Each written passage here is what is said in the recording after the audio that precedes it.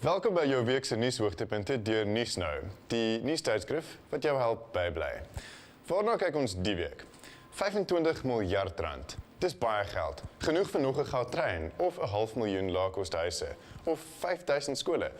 25 miljard is egter hoeveel verlede jaar die regeringsdepartemente verkwis of onbehoorlik bestee is volgens die ouditeur-generaal.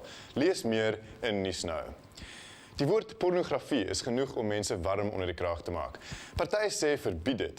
Ander sê volwassenes moet vry wees om self te besluit, dit het tog niks met die bure uit te waai nie. Sal jy pornografie op TV kyk by die huis? Teen die einde van die maand sal jy weet of jy mag.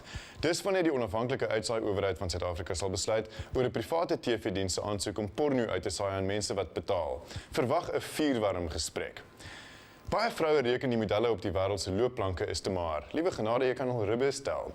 As jy dink regte mense lyk nie so nie, is jy heeltemal reg. 20 jaar gelede het 'n tipiese model 8% as die gemiddelde vrou geweeg. Vandag 23%. Meeste modelle lyk anoreksies. Ons vergelyk dit met die normale vrou. Net nou dag nog het jy 'n kamera en 'n selfoon gehad. Toe kon jy skielik met jou foon foto's neem. Die foon het kleiner geword en die foto's beter. Plus jy kan jou kikkies direk na vriende stuur op Facebook en Twitter.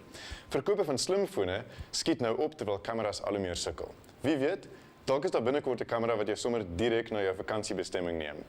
Nuus, sake, mense en leefstyl. Nuusnou, help jou bybly en is nou te koop.